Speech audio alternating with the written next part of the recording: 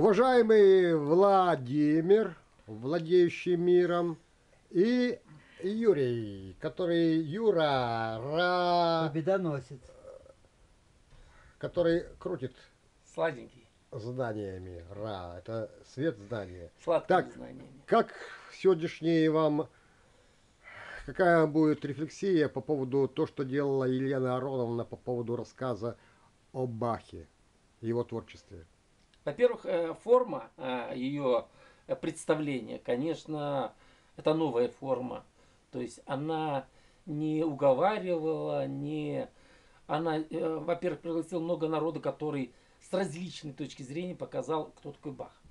Самое главное, что интересно, и что раньше, чего раньше не было ни в средствах массовой информации, ни в школах, ни в вузах, она показала, как бы дала язык чтения музыки. То есть основы. Она как бы пригласила на курсы обучения международному языку, который называется музыка. И она, ее метод раскрытия языка музыки через Библию, во времена рококо именно барокко, именно язык, весь народ, все архитекторы, музыканты, живописцы жили ценностями Христа.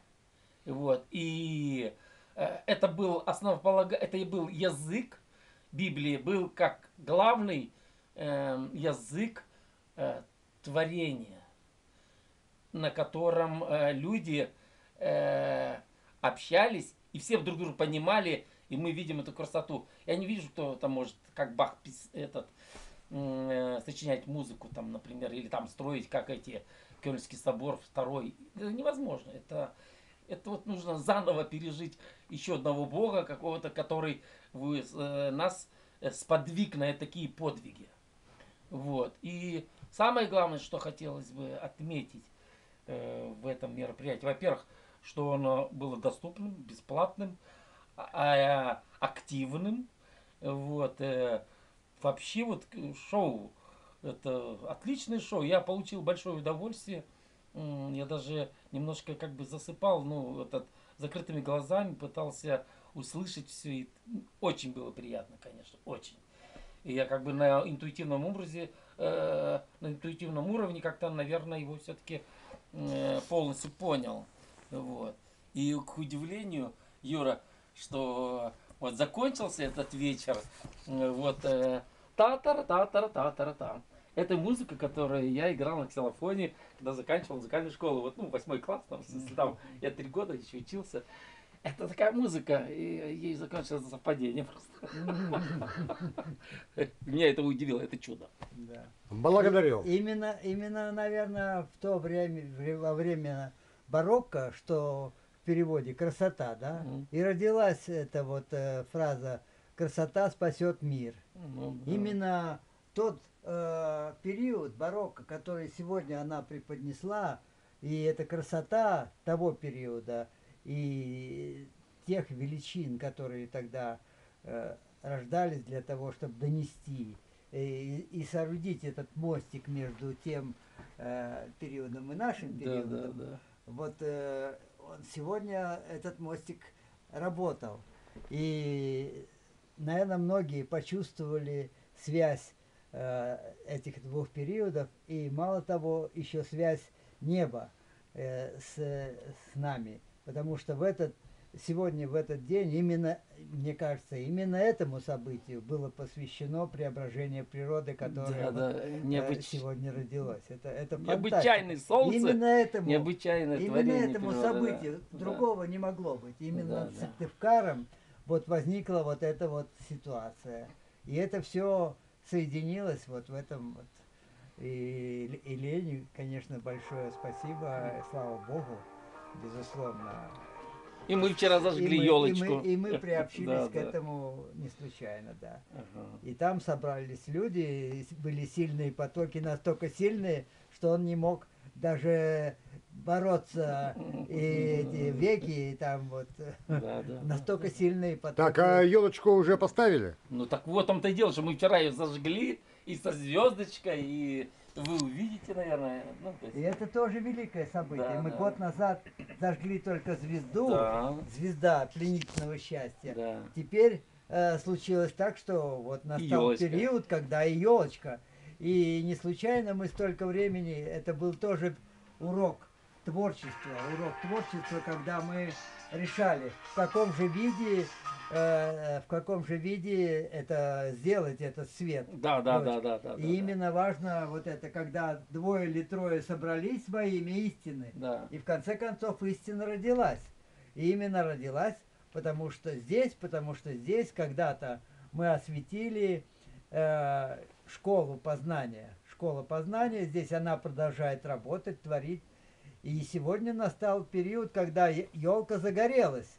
А елка это символ мироздания, которое рождается и формируется сейчас на Земле. И человечество сейчас вот родилось уже, мы пока еще не проявилось это в плотном плане, а там уже вот эта верхушечная часть пирамиды, его называют октаэдр, это всевидящее око вот это вот.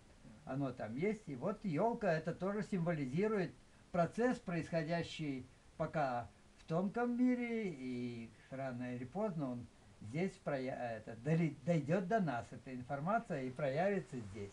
То есть скоро из хаоса, который сейчас царит на планете, родится вот такой порядок. Мироздание, где все упорядочено.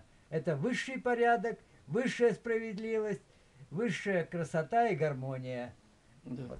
Которые тянутся даже, слышь, чужая кошечка к тебе прилезла. Так ее тут уже целый этот посвятил. Да, вот школа познания, вот, кстати, международного это языка музыки, мы сегодня вот с Еленой Ароновной вот тоже получили урок. Это урок. Я с этого и начал, что это великий был урок самопознания.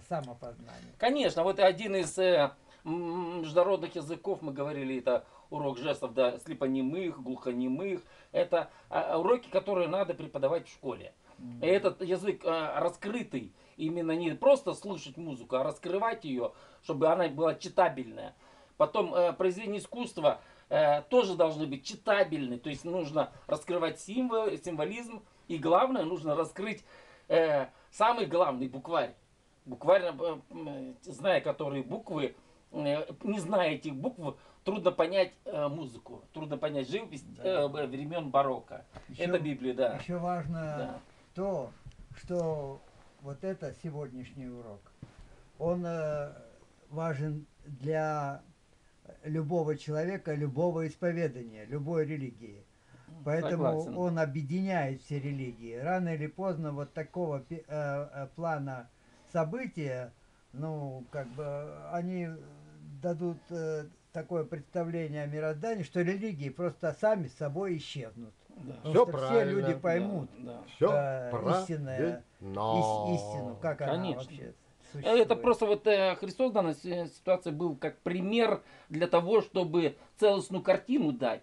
А действительно религий много, и картина везде одна и та же. То есть также все чувства переживаются во всех религиях, которые прошел Христос.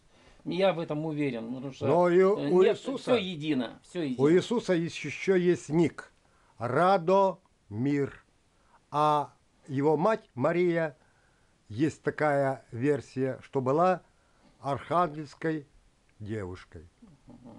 Какой ура. была? Архангельской, Архангельская? да. Ну вот, слава Богу. Спасибо. Спасибо.